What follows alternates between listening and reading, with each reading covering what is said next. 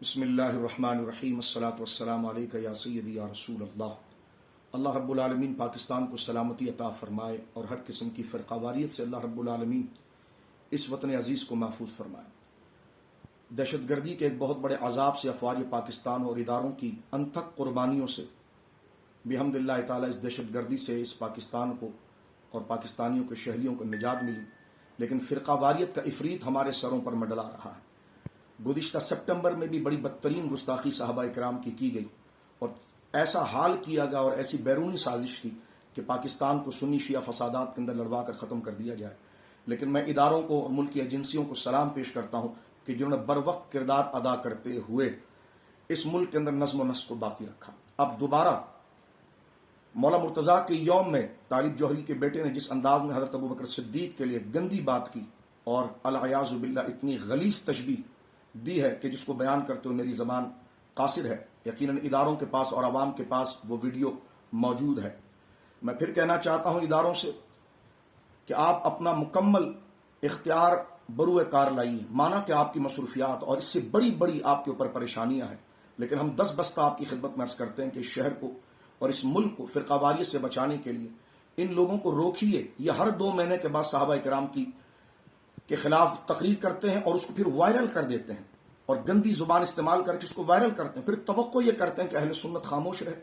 صحابہ کرام کی گالیاں سن کر ہم اپنے آستانوں کو بچائیں، اپنی مسجدوں کو بچائیں، یہ کبھی نہیں ہو سکتا۔ میں سنی علماء کو بھی کہتا ہوں یہ خاموشی زہر قاتل ہے، میں مشائخ سے بھی کہتا ہوں یہ زہر قاتل ہے، میں عوام سے بھی کہتا ہوں یہ زہر قاتل ہے۔ آپ اپنی آواز کو بلند کیجئے، صحابہ کرام کی بدترین توہین جو کی گئی اس پر آواز کو بلند کیجئے۔ کس چیز کا آپ اعتکاف کر رہے ہیں؟ کیسی نمازیں آپ کی؟ یہ جب مقبول ہے کہ جب اللہ والوں کے ساتھ مکمل ہمدردی کا آپ مظاہرہ کریں۔ میں 10 بستہ افواج پاکستان کی خدمت میں، جنرل باجوہ صاحب قبلہ کی خدمت میں اور اداروں کے تمام عہدیداروں کی خدمت میں مؤدبانہ طور پر عرض کرنا چاہتا ہوں کہ خدا را ایک دفعہ پھر اس شہر پر توجہ فرمائیے اور ان لوگوں کو روکیے۔ یہ کیوں صحابہ کرام کے خلاف گندی زبان استعمال کر کے اس کو وائرل کرتے ہیں؟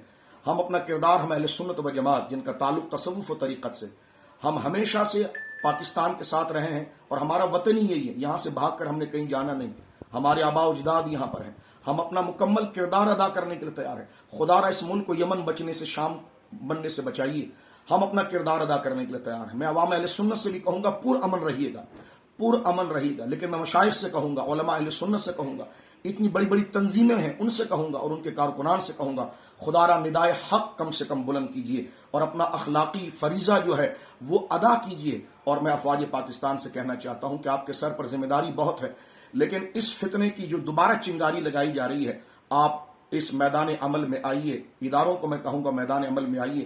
اس قوم کو آپ ہی سے توقع ہے، آپ ہی سے امید ہے، اور اس سنی شیعہ فسادات سے اور جو لوگ بے لگام زبان ہو کر صحابہ کرام کے خلاف تبرہ کرتے ہیں، جس قسم کی چاہے مثالیں بک دیتے ہیں، من گڑت قصے بیان کرتے ہیں ٹیلی ویژنوں پر اور ایک انتشار و اشتعال پیدا ہوتا ہے، ایک بیرونی طاقتیں پاکستان کو زیر و زبر کرنا چاہتی ہے۔ اللہ اکبر! اور کہاں یہ فرقہ واریت! اللہ اس پاکستان کو سلامت رکھے، افواج پاکستان کو سلامت رکھے، اداروں کو سلامت رکھے۔ آپ اپنا کردار ادا کیجئے۔ میں علماء اہل سنت سے بھی کہوں گا، مشائخ اہل سنت سے بھی کہوں گا، عوام اہل سنت سے بھی کہوں گا کہ عزت صحابہ کے لیے، محبت اہل بیت کے لیے اپنا کردار ادا کیجئے اور اس ملک کو ملک شام اور یمن بننے سے روکیے، اور خدا نہ کرے وہ دن یہاں پر آئے۔ اللہ میری اس پاک وطن کو آباد رکھے، اللہ افواج پاکستان اور تمام سویلین کو آباد رکھے۔ پاکستان زندہ باد، پاکستان پائندہ باد، نعرہ حیدری یا علی۔